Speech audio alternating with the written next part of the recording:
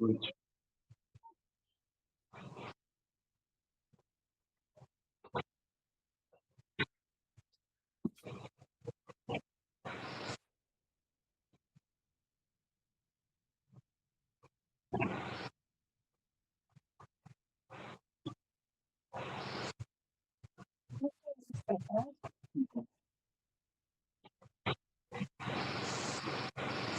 Então, vamos agradecer ao nosso mestre irmão Jesus pela oportunidade que ele nos deixou de aprendermos os seus ensinamentos, de poder praticar para poder caminhar, evoluindo sempre em direção ao paraíso.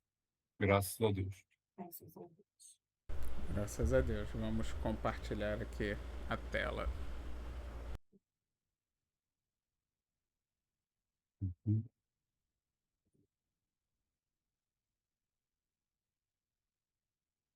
Bom, então vamos lá. É o capítulo 81, No Paraíso.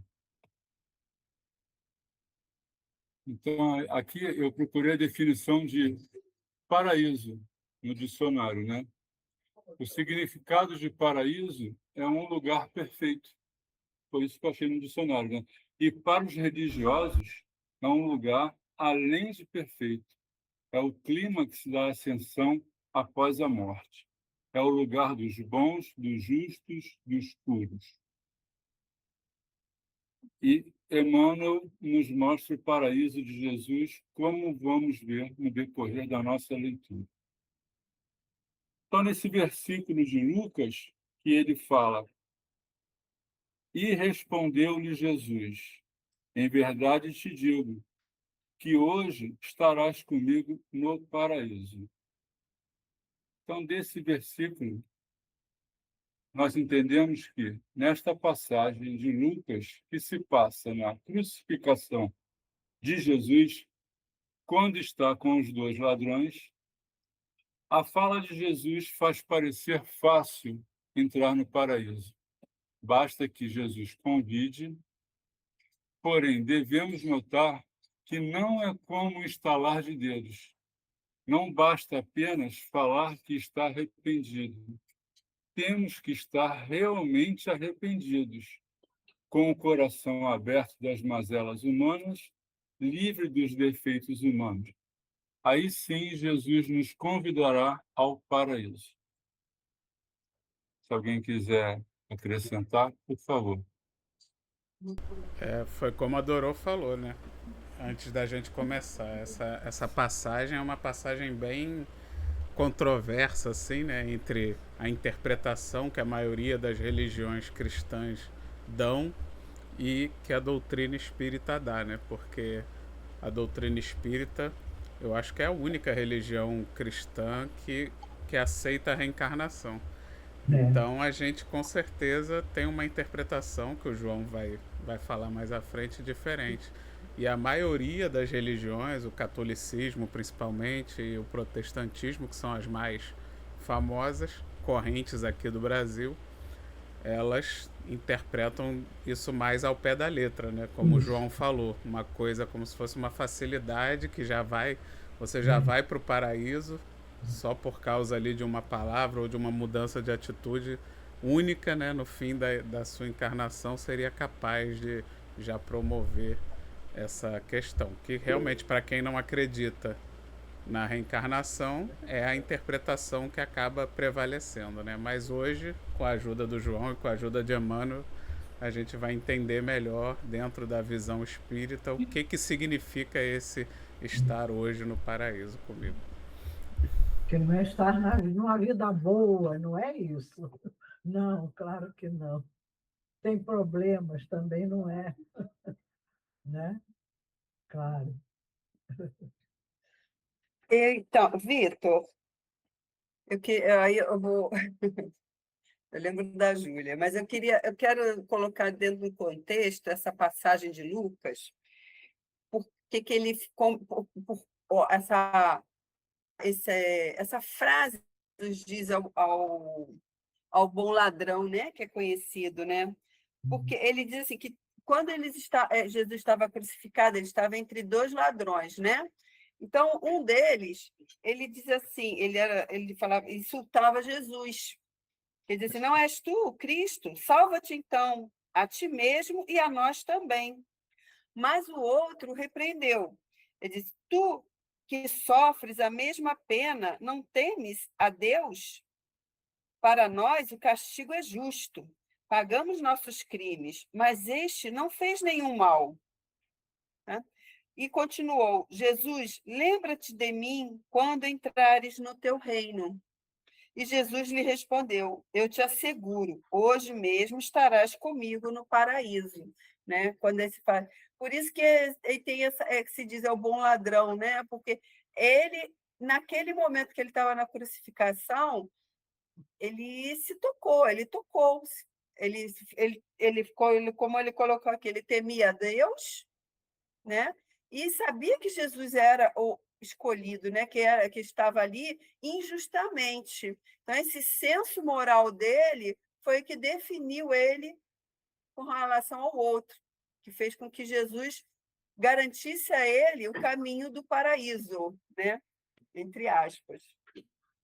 E eu não dá para ler tudo. Aqui o João falou o negócio que significa paraíso, mas o dicionário do Paliano, ele dá uma definição de paraíso.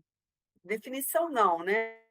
Que ele diz que ele fala que que é do grego paradiso é jardins, né? Lugar plantado de árvores. Mas ele diz que Kardec, no capítulo 12 da Gênese, né? Ele se refere a Kardec, com a definição de paraíso, Kardec também fala. Diz aqui, no primeiro livro da Bíblia, também na Gênese, né, onde se tem que perceber grandes verdades morais debaixo das figuras materiais, que, tomadas ao pé da letra, seriam tão absurdas como se, em nossas fábulas, tomássemos um sentido literal às cenas e os diálogos atribuídos aos animais. Né? Ele é longo, porque o Paliano ele faz uma definição aqui de Kardec, né? Que ele fala da simbologia de Adão, da árvore, né? Da vida, do fruto e da serpente. Para que tudo isso é aquela condição que é na religião, né? Que a gente conhece, é a definição do paraíso, e por que Adão saiu do paraíso e tudo mais, não é? Mas ele deixa aqui, ele fala sobre essa questão que o paraíso é para a gente, a interpretação sempre, né? Existe não levar-se ao pé da letra, né? É sim a simbologia do que aquilo representa, né? Infelizmente eu não vou ler porque é longa, porque é bem interessante, tá? É isso. Mais alguém? Então, vamos seguir. Então, Emmanuel nos diz: à primeira vista, parece que Jesus se inclinou para o chamado bom ladrão, através da simpatia particular. Mas não é assim. Então, nesse primeiro parágrafo aí, nós podemos amar um filho e o outro não? Né? Eu fiz essa pergunta, porque se Emmanuel faz a questão aqui, parece que Jesus teve simpatia só por aquele, né? Então, eu fiz a seguinte pergunta: podemos amar um filho e outro não? Podemos ter preferências, sim, mas porque somos imperfeitos. Porém, Jesus ama a todos igualmente, assim como Deus ama seus filhos, seja ele virtuoso ou bandido. Então, não há uma preferência, uma particularidade por parte de Jesus. Entendeu? Porque aí, nesse caso, Jesus não tinha uma particularidade, ele amava todos igualmente, como ele amava quem botou ele na cruz, como ele amava quem chicoteou ele. Quem quiser completar. Porque Então, eu posso... tá, pode falar, Vitor. Porque se você lê realmente a frase assim, o contexto, inclusive, que a Selma falou, mais amplo, né? Que tem a questão do ladrão que fala mal de Jesus, que escarneia, e o outro que demonstra arrependimento e reconhecimento daquela punição injusta que Jesus estava levando. Então, realmente, você pode interpretar. Então, Jesus salvou, ele vai salvar aquele que falou bem dele e vai condenar o que falou mal. Tipo assim, como ele coloca ali, seria uma coisa de simpatia, né, de vaidade particular? Claro que não, né? Sabemos que ali o mestre, na verdade, se utilizou daquele momento, como todos os momentos da vida dele, para dar mais um exemplo, para dar mais uma mensagem que ele sabia que ficaria para a eternidade para todos nós. Até hoje estamos aqui refletindo sobre isso. Que ele quis demonstrar a importância de nos arrependermos e de mudarmos a nossa direção rumo à evolução, rumo ao bem, mesmo que seja ali nos últimos momentos da nossa encarnação. Sabemos pela doutrina espírita que isso não será suficiente para, né, chegarmos à perfeição e não termos mais necessidade de reencarnar. Mas Jesus demonstra como sim, cada segundo da nossa encarnação é valioso. E às vezes ali, nos momentos finais, pode sim ser o suficiente para você dar o primeiro passo na direção certa, né? Rumo a uma nova encarnação, com um planejamento reencarnatório muito melhor, muito mais saudável, muito mais compreendendo melhor a sua posição no universo. Então, às vezes, um minutinho de vida, ainda que você tenha, pode ser o suficiente para você despertar no mundo espiritual com uma consciência muito maior, muito melhor. Então, sim, você não vai para o céu nem para o paraíso só por causa dessa atitude final. Mas você pode sim ter um despertar no mundo espiritual muito melhor, muito mais tranquilo, muito mais amparado só por causa desse último segundo de vida. Porque como a gente aprende na doutrina espírita, toda a perturbação no mundo espiritual é decorrente da nossa consciência. A nossa consciência é que é a responsável por toda a dor, por toda a prisão. Então, se você ali no último momento, no último suspiro, você conseguir desbloquear a sua consciência, o seu arrependimento de tudo e qualquer problema material que você tenha, isso sim vai ser um grandíssimo alívio para você já no mundo espiritual. E aí sim podemos até comparar com o paraíso, se você comparar com uma desencarnação ainda enraizada com a dor, com o sofrimento, sem arrependimento, né, com ódios, com violência, com sentimentos de vingança, que vão fazer você despertar no mundo espiritual numa condição dita infernal, né, que seria o análogo ao inferno para quem não acredita em reencarnação. Então, sim, Jesus não está mentindo, ele não está falando errado, ele está dando esse exemplo da importância que temos que dar para cada segundo da nossa encarnação. Abro para vocês.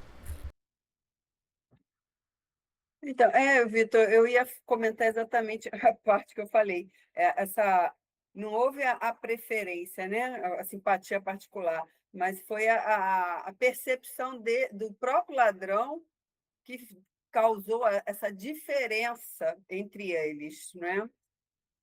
É o despertar de que cada um tem no seu próprio momento, né? O despertar dele foi naquele momento, e isso garantiu a ele que o caminho que ele teria que percorrer, que é aquele, né? O caminho da redenção, né? Vamos dizer assim, né?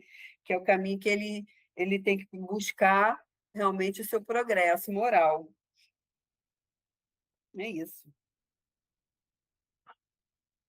O senhor Renato quer falar?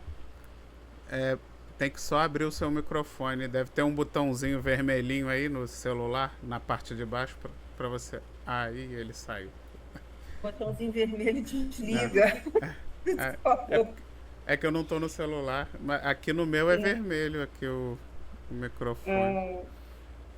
Mas ele deve entrar de novo.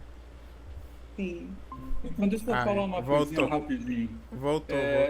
engraçado que eu sempre fiquei pensando assim, quando eu escuto, né, as pessoas assim, geralmente é evangélico, né? Arrependa-se, né?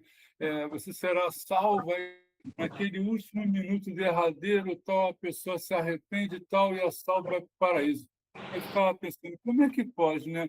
A pessoa fez, aprontou, barbarizou aqui e me arrependo e ficou salvo assim, né? Porque quando a gente é mais novo, desde que eu era criança, eu fico isso na cabeça. Mas essa Mas história aí aí. o nosso amigo Emmanuel nos trouxe a explicação mais plausível. Mas vai, Renato. Deixa eu ver se eu consigo aqui, peraí. Já tá Já, no já, áudio. já estamos chovendo já, seu Renato. É que eu falei para você botão vermelho, mas eu falei errado. Na verdade é o botão que tem tipo um microfonezinho desenhado. Deve ter um microfonezinho com tracinho. O E meu é tem, diferente. e tem um outro que é a câmerazinha que o senhor deve ter fechado a câmera agora. Foi. Mas a gente tá te ouvindo, a gente tá. Então, não, nesse aspecto que foi comentado agora pelo nosso amigo, nosso amigo não é o nome dele? João. O João. O João. João. Não, isso aí é o que nós não entendemos quando a gente está aqui encarnado, está no nosso cotidiano, a gente não entende certas passagens de certas pessoas que são sofredoras ao extremo, né? É em cima de muitas coisas que nós não entendemos no passado lá, coisa pregressa lá deles, entendeu? De todos nós. Em cima do que ele comentou agora, porque a gente não entende como é que a pessoa faz isso, não passa por nada, tudo. Vai chegar o momento dele que ele vai ressarcir isso tudinho, entendeu? A gente entende isso, a gente sabe disso. Outra coisa, por isso que o espiritismo ele é veementemente contra a eutanásia, entendeu? A prática da eutanásia, porque tem muitos, eu acho quase que a maioria, ali eles conseguem se desvencilhar de muitos débitos deles, entendeu? De alguns débitos deles, pelo menos, através dos pensamentos, entendeu? Uhum. Perfeito, perfeito. Muito bem lembrado. Realmente o Espiritismo não recomenda qualquer tipo de eutanásia, mesmo pessoas que estão em estado terminal, exatamente porque a gente acredita que cada segundo de vida passar por essa, né, por esse desafio e por esses sofrimentos é importante para o espírito na sua depuração, né, na sua libertação e no seu na sua quitação de débitos também do passado, né? Isso, Claro. verdade. E eu vejo também uma coisa, ah, as pessoas têm suas dificuldades, sim, são todos humanos, todos nós somos humanos, tudo bem, seres humanos, mas acontece que as vidas não são iguais. A vida de uma pessoa nunca é exatamente igual a da, nem dos gêmeos univitelinos, não é. Então, o momento realmente do despertar tem muito a ver com uma porção de circunstâncias que às vezes facilitam a um e para outro às vezes não facilita. Então, acho que tem todo um, mas que todos irão despertar, todos. Isso sim. Mas quando, como, isso não se pode prever, não é igual. Mas que todos são iguais nesse sentido. Todos irão para o paraíso, para o bem-estar interior. O paraíso tem muito a ver com estou bem comigo, estou bem com tudo que me cerca, com tudo que eu experimentei, com o perdão a mim, a todos que me prejudicaram, então, mas as vidas são diferentes. Então, os momentos também do despertar são diferentes. Então, não quer dizer necessariamente que o bom ladrão é melhor que o outro ladrão. Jesus não quis, né, fazer uma diferença, porque todos têm uma potencialidade. Mas a vida de ninguém é igual à de outra pessoa. Não existe isso. Né? Então vamos continuar. Eu entendo assim, eu entendo assim. Por isso ele amava a todos. porque ele via Isso. as possibilidades iguais que todos tinham, mas que não conseguiam viver exatamente no mesmo momento e da mesma forma. Impossível, né? Uhum. Nós somos todos iguais e, ao mesmo tempo, muito diferentes, né? Então vamos lá. O mestre, nessa lição do Calvário, renovou a definição de paraíso. Aqui Jesus nos deu outro entendimento de paraíso. Não é um céu repleto de anjos e harpas. Não é um lugar onde os supostos bons estariam. Até porque cada ser tem a sua visão de bondade. O indivíduo sempre acha que é bom, né? É. Independente dele ser realmente bom, ele sempre acha que é bom, sempre acha que é injustiçado. Então, segue aí, quem quiser completar. É interessante, né? Porque esse negócio, né, que ele falou. As pessoas sempre se acham boas, né? Mas você veja só, né? A pretensão do homem, né? Jesus não disse que ele era bom, nem Jesus disse que ele era bom. Bom era meu pai. Ele quer responder que quando ele é chamado, que a pessoa se dirige meu bom mestre, né? Aí ele falou, não, bom é meu pai, que está no céu. Ele não diz, nem ele se dizia bom, né? E a humanidade se acha boa. É isso. Não, eu sou boa, eu não faço mal para ninguém, eu faço meu trabalho, eu vivo a minha vida, e tal, eu presto caridade, eu dou dinheiro para o pobre ali, aí acha que é boa, né? Mas essa interpretação, né, ela é bem complexa, né, de definir o que é bom. E se nós fôssemos bons mesmo, não estaríamos aqui nesse Não. planeta, não é mesmo? E não Nós estaríamos morreríamos também, né? nós Não estaremos num morreríamos. planeta melhor, não é? Isso. Então, quer dizer, não tem ninguém bom aqui de fato, Não, está não, todo mundo não, espiando. claro. E a morte não morreríamos. A gente morre porque tem que acabar mesmo, para Não, começar de outra maneira, né? Com outra forma, não, né? Então, a morte é a maior prova, eu acho, assim, uma grande prova da nossa pequenez, né? O único que é. a gente sabe que não morreu foi o Cristo. Até, e você sabe que Uhum. o fato da maneira como encaramos a morte também demonstra a nossa inferioridade, Né? Isso, né? Que as isso, pessoas sofrem, choram, não veem a morte como uma coisa natural. isso. Né? É sofrida. A gente, porque eu vou sentir saudade, sim, né? Porque a gente não vai ver a pessoa, né, e tal. Mas isso já é uma demonstração da nossa inferioridade, né? Então não tem por dizer que a gente é bom.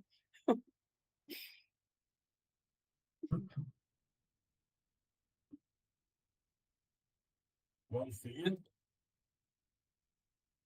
Então vamos lá. Noutra passagem, ele mostrou que o reino divino não surge com aparências exteriores.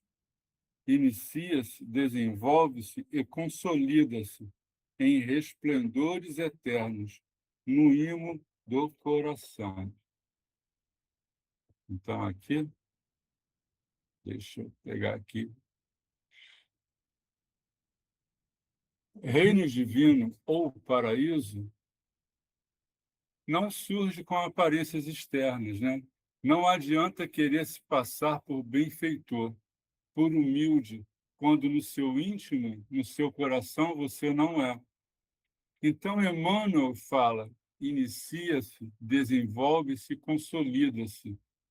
Quando o seu coração, no seu íntimo, sem que precise ficar demonstrando para A ou B, você tem que sentir, tem que mexer com você por dentro. Então, você está iniciando o seu caminho para o paraíso. Quem quiser completar, por favor. Posso falar? Uhum. Então, quando ele fala que não surge com aparências exteriores, né? Que Jesus se referia muito a isso também, né? Com relação aos que iam para a sinagoga, né? Rezar, gritar, aquela coisa toda, né? Aí, e tem aqui que ele fala assim, inicia-se, não surge com aparência, inicia-se, desenvolve, consolida-se em resplendores eternos no íntimo do coração. Só para citar, nós temos, eu considero 2 exemplos muito bons desse desenvolvimento aqui, consolidação, que justamente foi Saulo, passou a ser Paulo de Tarso, né, por conta essa transformação que quando ele se deu, né, a presença de Jesus, ele realmente se transformou ali e ele viveu para o Cristo. E a outra que eu uso assim de um exemplo, eu acho fantástico, melhor ainda, né, foi de Maria de Magdala, né, conhecida como Maria Madalena, né? Mas a Maria de Magdala, que sendo do povo, que era uma cortesã, a transformação dela foi assim sensacional. Ela viveu em função do Cristo. Ela foi uma seguidora dele também, uma discípula dele, ficou em Jerusalém, no Vale dos Leprosos, né, pregando tudo, contando as histórias todas de Jesus até o fim da sua vida, quando ela também contraiu lepra e foi procurar, né, foi até onde Maria vivia, né, a mãe de Jesus, para morrer lá, desencarnar lá. E ninguém mais, ninguém menos que a recebeu foi o próprio mestre, né, na hora do desencarne dela. Então, quer dizer, essa transformação, né, isso que ele fala, a, a pessoa que vai realmente buscar o reino, né, que chama aqui, não vai de uma vez só, mas é um processo. Essa transformação de Paulo como exemplo, de Maria de Magdala também como exemplo, é esse sim, é tomar um caminho e ser fiel a esse caminho que escolheu, né? Se consolidou aquilo que pretendeu fazer, estava já impresso no seu coração, lá no íntimo, e viveu para aquilo. Não importa as consequências que levou, né? Que fosse levar a esse caminho, como Paulo, que foi preso, foi morto, e ela que acabou contraindo lepra. Então, isso aí não é esse o importante. O importante é você ser fiel ao que você se comprometeu a fazer. E eles viveram dessa forma, até o fim. É isso. Jesus chamava os sacerdotes de sepulcros caiados, né? Exatamente. Porque eles Uhum. cumpriam tudo, faziam tudo, todas as reverências, todos os rituais, então, em teoria, eles eram garantidos no céu, né? Por cumprir ali todas as regras exteriores que a religião da época colocava.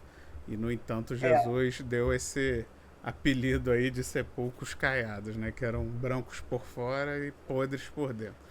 Então você vê que não tem, né? O exterior não vale nada. Se você, por exemplo, também chega lá no centro espírita, eu brinco que no centro espírita a gente pega a nossa auréola na porta, né? Você entra, tem a auréolinha ali pendurada, aí todo mundo vira anjo. Porque aí você fica todo mundo quietinho, comportado, educado, mas aí depois vai na rua, chega em casa, xinga todo mundo, xinga a família, xinga os vizinhos, é agressivo, é grosseiro no trabalho. Não adianta nada, você está sendo só essa aparência, né? Ali no meio religioso você aparenta uma moral e uma bondade que você não consolidou, como Emmanuel falou, que você não realmente criou dentro de você e do seu espírito. Então não adianta nada. Esse paraíso, como ele falou na frase anterior, não é um lugar. Jesus renova, como ele fala, ele renovou a definição de paraíso, porque exatamente, ele demonstra que o paraíso não é um lugar. O paraíso é um estado de espírito. E aquele bom ladrão já se demonstrou exatamente arrependido, mudou o seu estado de mente, seu estado de espírito. Então, num certo sentido, né, ele já estava no paraíso, porque ele conseguiu estar mesmo ali na cruz, né, naquele momento de dor, naquele momento terrível da crucificação, ele conseguiu ficar bem, se colocar numa posição de arrependimento, de desejar ali estar com Cristo, mesmo naquele momento de dor. Então ele já estava no paraíso. Naquele momento, aquele irmão já estava no paraíso, mentalmente falando, né?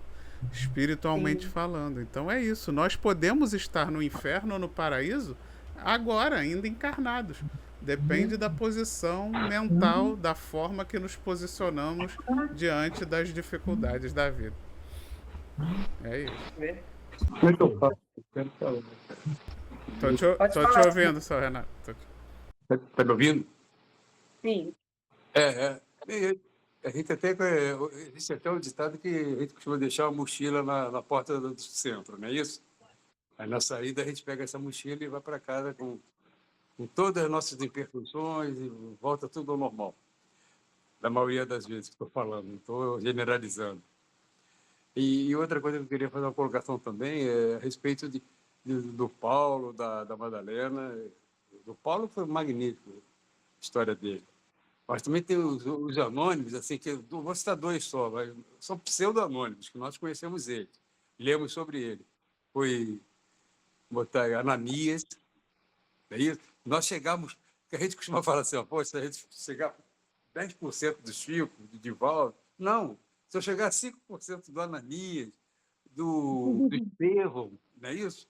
Pô, aí tá maravilhoso, cara. Você abdicou de tudo por ele, entendeu? É uma coisa que a gente fala muito pouco, não é isso? Verdade. Muito bom. Então, queria fazer só essa colocação ali, tá bom? Então vamos dar sequência. Naquela hora do sacrifício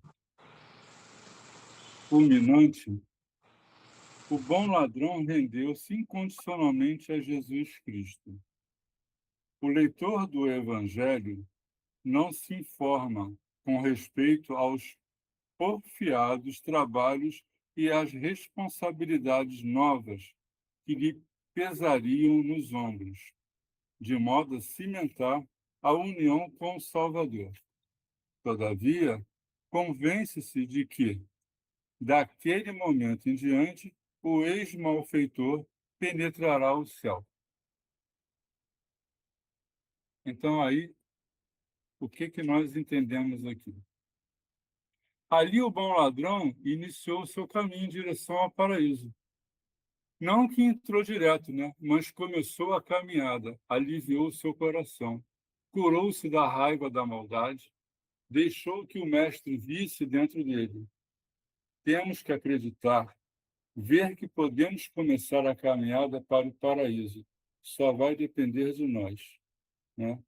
Nós é que vamos decidir quando e como começar a caminhada em direção ao paraíso. Quem quiser, por favor. Eu estava ouvindo aqui pensando na questão do paraíso, né? E no momento, acho que em que um Cristo estava sendo crucificado, batido, essas coisas, ou cuspido, tudo de ruim, que ele pensou assim: Pai, perdoa eles, eles não sabem o que fazem. Isso é um paraíso, né? Isto é o paraíso. Ele pedir a Deus que perdoasse eles, né? Quer dizer, ele estava interiormente completamente longe daquela maldade toda que estavam fazendo com ele e preocupado com quem estava fazendo a maldade, né? Eu entendo o paraíso como um estado interior bom, independente de qualquer coisa que aconteça de mal, Isso. não é? E está pedindo, Pai, eles não perdoam eles não estão fazendo uma coisa que eles não sabem nem o que estão fazendo. Uhum. Hum? E eu aprendi também no Espiritismo, na doutrina, assim, não existe assim um umbral só para todo mundo, né? Não, claro, Então, cada um faz o seu umbral. isso. E o paraíso é exatamente a mesma coisa. Também, Cada um faz o seu paraíso. segue aquele caminho ali. A Selma vai andar no meio lá das árvores para chegar no paraíso.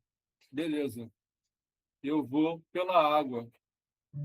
Eu gosto de estar molhado ali na água, entendeu? Mas a gente vai chegar no mesmo lugar. A Né? ideia é essa, né? Uhum. A ideia é essa, a gente chegar lá, né? Eu Mas vou pegar um caminho mais longo. a gente não tem esse conceito de paraíso que nos foi ensinado, nos foi colocado, né? Essa ideia que é o céu, nas nuvens, ou nos campos elíseos, como falam, né? Isso que a gente não vai fazer nada, né? Ou vamos dormir, ou vamos ficar lá, né, esperando as trombetas, ou vamos ficar lá andando para lá e para cá, passeando, né? Quer dizer, como mostrava, né, em algumas ideias. Então, isso já também é um equívoco, porque Jesus já disse: meu pai trabalha até hoje, então por que ele não iria trabalhar? Não é? Que tinha aqueles conselhos de guardar o sábado, né? E ele trabalhava, ele não tinha folga. Então, eu falei assim: se o pai trabalha, então você acha que a gente vai para lá e vai ficar fazendo o quê? Deitar na rede? Tomando água de coco, né? Contemplando, estado contemplativo. Não, a gente vai continuar trabalhando, aprendendo, evoluindo, não é? Para chegar a espírito puro, espírito crístico, não é? E tantas trabalho sempre tem.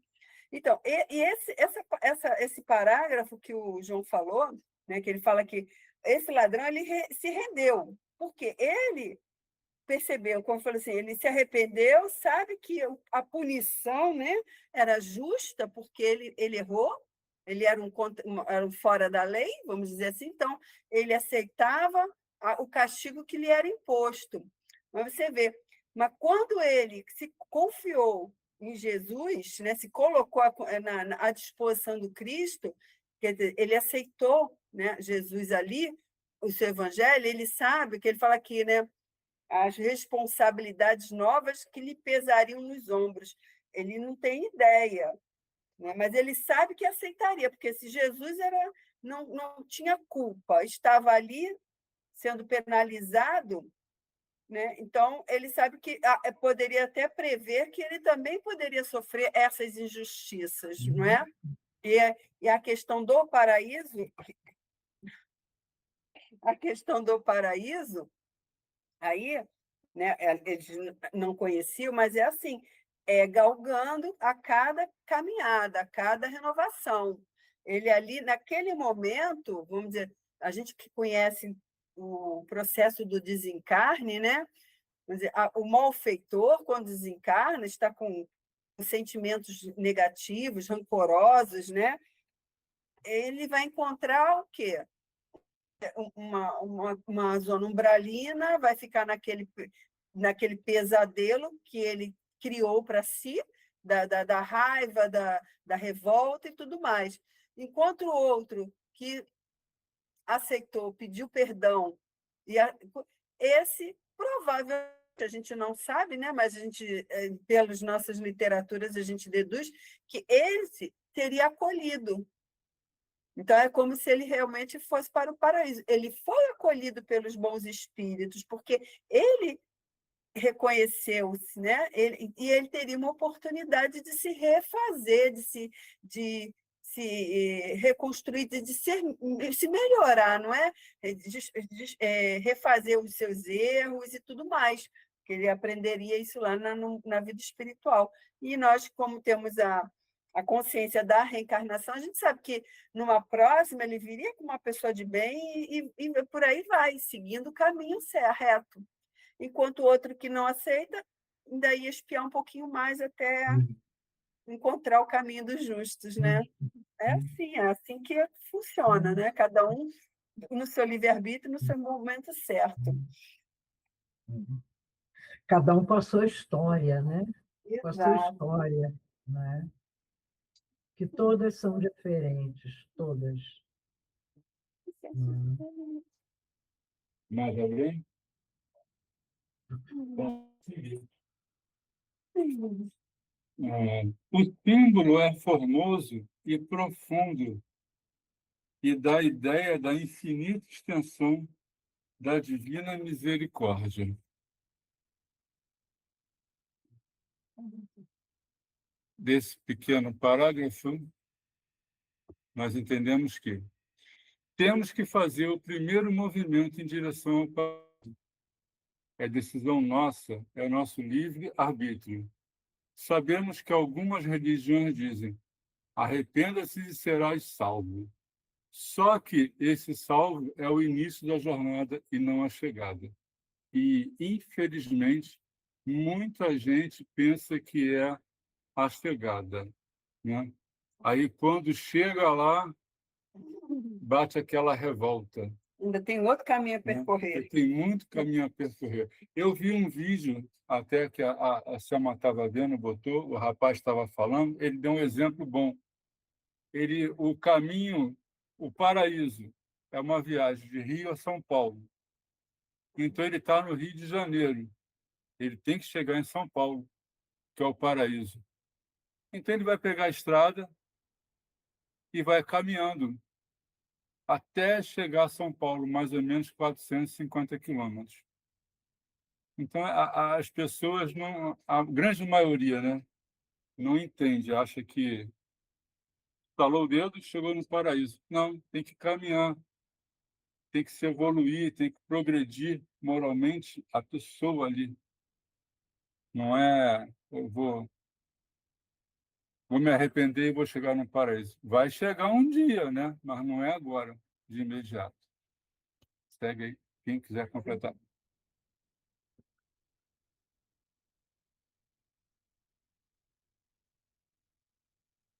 Ninguém?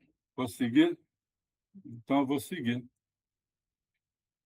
Podemos apresentar-nos com volumosa bagagem de débitos do passado escuro ante a verdade. Mas desde o instante em que nos rendemos aos desígnios do Senhor, aceitando sinceramente o dever da própria regeneração, avançamos para a região espiritual diferente, onde todo jugo é suave e todo fardo é leve. Chegado a essa altura, o espírito endividado não permanecerá em falsa atitude beatífica, reconhecendo, acima de tudo, que, com Jesus, o sofrimento é retificação e as cruzes são claridades imortais. Eis o motivo pelo qual o bom ladrão, naquela mesma hora, ingressou nas excelsitudes do paraíso. Então, esse resumo de Emmanuel é: quem não tem em sua bagagem débitos do passado? Né? A gente tem que fazer essa pergunta. Porém, quando abrimos o nosso coração e esvaziamos a nossa bagagem, quando começamos a caminhar em direção ao paraíso, à perfeição, o nosso fardo vai tornando-se mais leve, o espírito vai evoluindo, vai se aprimorando moralmente e reconhece que até o sofrimento com Jesus é um caminho ao paraíso. Quem quiser completar, por favor, esteja à vontade.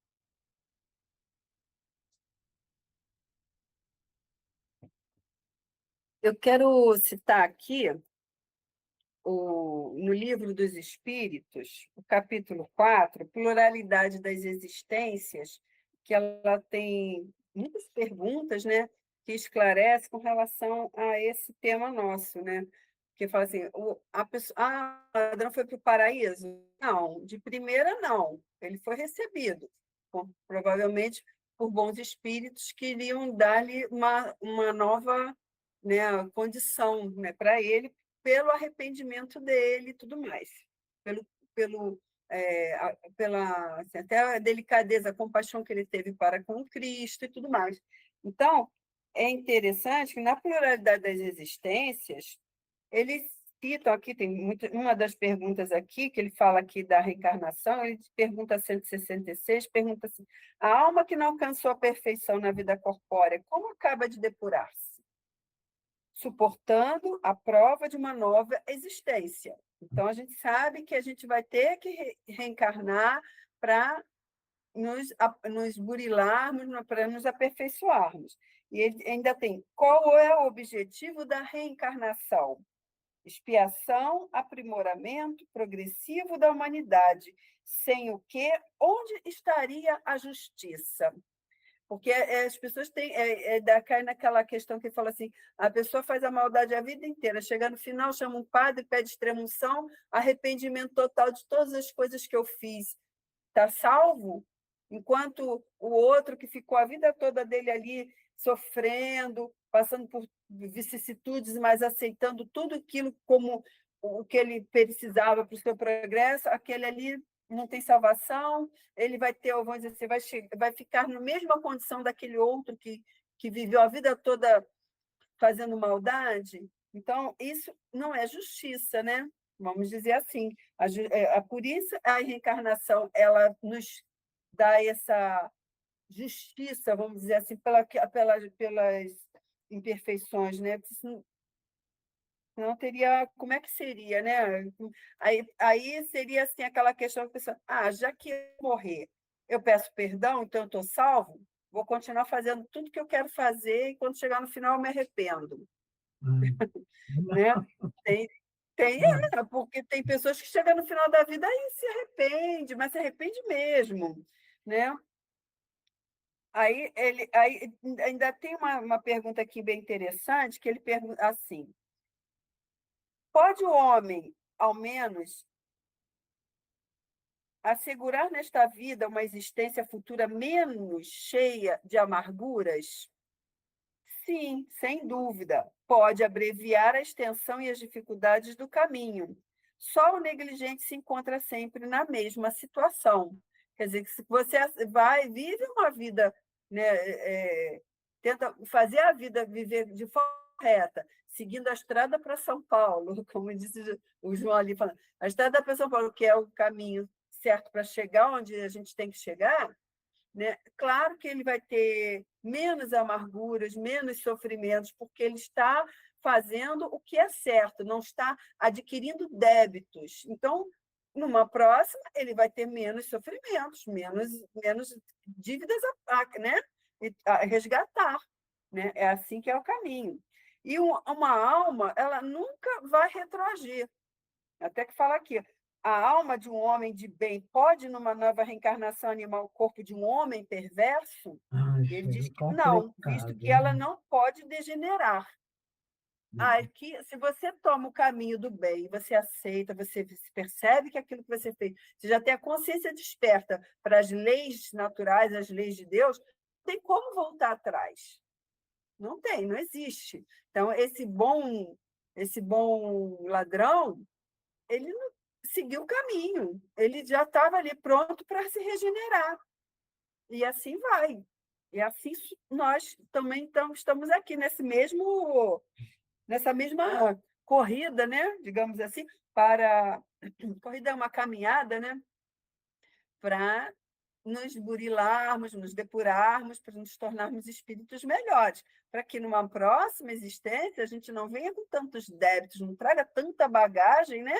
de débitos, né? Para nos pesar, né? E nos trazer mais sofrimentos. Essa é a proposta, né? É isso que Jesus nos ensina no Evangelho e é o que nós aqui no estudo, né, tentando nos orientar para que a gente não caia nos equívocos, né? E a gente vai melhorando cada vez mais. É por aí. Então, é isso.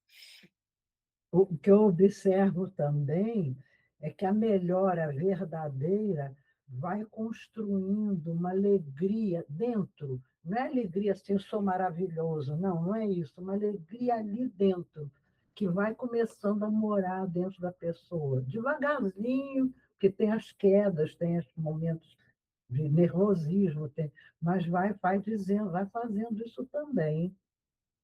Por mais problema que a pessoa enfrente, ela vai desenvolvendo. Se aquele bem é sincero, ele vai crescendo dentro. Ela pode até não conseguir fazer muito, mas dentro da pessoa. Eu acredito muito nisso. Não é uma euforia, é um bem-estar. Não é euforia, não. Euforia é pular carnaval. Não, não é isso que eu estou falando. É uma paz, É um bem-estar. uma alegria que é uma alegria interior. Uhum. O contentamento. Isso, mas não ficar pulando, não é isso, não. Pular Não, não tem nada a ver com isso. É não, não. uma paz feliz. Eu sou um nome de paz feliz, entendeu? Que vai aos pouquinhos, né? Muito aos pouquinhos, claro. Mas eu, né? Porque, Doro, isso é o paraíso, né? O paraíso é Sim, exatamente o estado de espírito e isso, mental. isso, Jesus isso. nunca deixou de estar no paraíso, né? Ele Nunca, estava no nunca. paraíso quando encarnou, ele estava no paraíso na cruz, ele estava no paraíso. Porque exatamente, não importa o exterior, ele já, por ser um espírito puro e perfeito, ele está permanentemente no paraíso. Aquele irmão que é o bom ladrão, naquele momento ali da cruz, onde ele desperta aquela consciência, ele já estava no paraíso. Só que, lógico, como um espírito ainda imperfeito, ele não está como Jesus permanentemente no paraíso. Ele alcançou o paraíso naquele momento e aí vai baixar de novo os altos e baixos de todos nós nessa caminhada. Porque é importante a gente entender que a gente não faz o bem aqui e procura ser melhor para sofrer menos materialmente falando na próxima encarnação. Porque pelo contrário, eu acredito que quanto melhor a gente é, mais a gente vai sofrer. Porque você vai nadar contra a maré do mundo, né? Desse mundo, pelo menos, de provas e expiações. O sofrimento que a gente vai deixar de ter é, na verdade, porque quanto mais rápido a gente evoluir, mais a gente não vai mais precisar reencarnar aqui.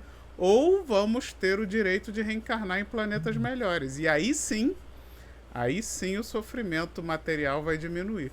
Mas nesse momento em que ainda nos encontramos, né, da necessidade de estarmos num mundo de provas e expiações, a tendência do sofrimento é aumentar. Quanto mais você tiver bom, sofrimento material que eu estou falando. Só que nós espíritas já temos um entendimento de que o sofrimento material não é necessariamente ruim. Porque, na verdade, exatamente, muitas vezes, se você está sofrendo como Jesus, né? Se você sofrer como Jesus sofreu, por injustiça, pelo mal dos outros e não pelo seu mal, isso, na verdade, é um bem, porque você está fortalecendo o seu espírito. E se você se coloca nessa posição do paraíso, pode estar o mundo acabando à sua volta, que você não vai sair do paraíso. E esse é o nosso objetivo, esse é o verdadeiro objetivo. Porque o sofrimento ele vai existir, não tem jeito. E senão a gente pensa, então quem vive uma vida tranquila, né? Uma vida sem muitas dores e sofrimentos é porque foi bonzinho na vida passada? Não, não tem nada a ver. Na verdade, esse mundo material que a gente vive, ele beneficia os maus, né? O mundo material, o sistema, a forma que os homens maus organizaram o planeta, ele beneficia quem quer manter o mal, quem quer fazer o errado, né? Então, na verdade, materialmente, a gente vai ser até provavelmente beneficiado se fizermos o mal. Então, não. A gente tem que começar a enxergar o sofrimento como uma coisa boa, no sentido de que eu tô contra a maré. E se eu tô contra a maré, eu vou sofrer. E isso não é ruim. Isso é sinal de que eu tô fazendo certo, de que eu não tô querendo perpetuar com o mal, né? E aí vamos nos fortalecendo, vamos nos tornando mais fortes e vamos abrindo mão, né, das coisas materiais que só dificultam a caminhada, porque quando ele fala ali que Jesus diz que o fardo é leve, por que o fardo de Jesus é leve? Exatamente por isso, porque ele não se apega a nada. Então tudo que os homens podem tirar dele materialmente falando, né, que seria, sei lá, tirar seu dinheiro, tirar sua roupa, tirar até mesmo a sua vida, dane-se, tipo assim, não me importa, né? Nada disso tem valor para mim. Então, isso é por isso que é leve, porque nada disso que eu carrego é meu e eu vejo como algo meu, que me pertence, e aí eu vou ficar triste se me tirarem. Não, pode me tirar até minha vida, que não é isso o mais importante. O mais importante é a vida espiritual, que, lógico, que para nós é muito mais difícil alcançar esse paraíso perene que Jesus já conseguia, né? Mas é o caminho da dor e do sofrimento, porque é o que vai nos chegar conforme nós tentarmos caminhar como Jesus caminhou. Vai ser dor e sofrimento. Vai ser dor. E aos Não é? poucos a paz vai se estabelecendo dentro, a paz devagarinho, devagarinho. E isso que eu falo que é aquela alegria interior. É feito uma alegria, mas não é ficar pulando, não é isso, não é isso, é a paz, paz, né? Fala. Porque é É, uma coisa do espírito, não é a matéria, é o espírito que vai se libertando da matéria, é isso. A paz é isso, né? Vai, puxa, né? Não sabem, pai, perdoa. Eles não sabem o que estão fazendo. Sim, matar o Cristo é a maior estupidez do mundo, né? Claro, né? não é ser indiferente, não é? Não, É não não, deixar não, a não. coisa externa Isso, afetar. isso. A coisa externa acabar com essa paz que É vai aquela construindo. historinha do rei que queria um quadro, lembra que eu contei aqui umas aulas anteriores, da pintura que a É, pessoa fez no meio de uma ameaça de temporal, com voadas e tal, um ninho de pássaro ali no cantinho da cachoeira, borbulhante, ele estava ali, ó, calmo e sereno, né? Essa história da paz profunda, né? Acho que é isso o nome. Então, é você ficar em paz mesmo diante das adversidades, de todas as coisas à isso, volta. Não é você isso. ficar num lugar lindo, maravilhoso do paraíso e ficar Não, perfeito. não. Entendeu? Aí é muito difícil, que nem a gente está dentro da casa espírita, vira anjo. Aí não é fácil. Eu quero ver você continuar anjo no meio do turbilhão, É, não é? No meio das dificuldades. Esse que é a questão, é. não é? Não é isso. Obrigado, pessoal. É a ligação direta com o espírito, né? Eu sinto, é uma ligação sem a matéria ali, é a ligação cada vez Deixa a tela, maior, Vitor. né? Isso.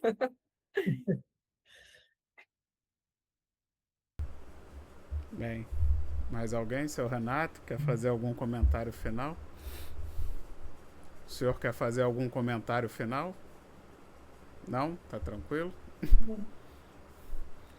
Então vamos finalizando o nosso estudo da noite de hoje, agradecendo a presença de todos mais uma vez. Sem vocês não tem estudo, né? Graças a Deus, a presença de todos vocês, que tanto esse debate engrandece e aumenta os nossos conhecimentos. E pedir a Selma, que vai fazer o estudo da semana que vem, para fazer a nossa prece de encerramento. Vitor, ajuda muito, mas ajuda muito. Não há Muito dúvida. mesmo. Então, vamos fechar os nossos olhos e agradecer mais uma vez a Deus e a Jesus. E a essa falange de Emmanuel, que está junto conosco nesses estudos que fazemos, que nos inspiram, nos auxiliam, né? E ao nosso mestre, por mais essa oportunidade. Somos muito gratos por ele ter nos deixado esse evangelho de amor, que nos ensina, que nos norteia, que é o caminho que nós temos a seguir, não é? Para que não nos percamos jamais do nosso propósito, que é chegarmos a espíritos puros, crísticos e seguindo sempre com o trabalho de Jesus aqui na Terra. Que assim seja, graças a Deus. Graças a Deus. Então, se inscreve no canal, deixa o seu like, ativa o sininho e vamos compartilhar essa mensagem para que chegue o mais longe possível. Fiquem com Deus e até semana que vem, pessoal. Fiquem com Tchau, Deus. gente. Boa Tchauzinho. noite para Boa noite todos. a todos. Boa Obrigada. noite, boa noite, boa noite. Até logo.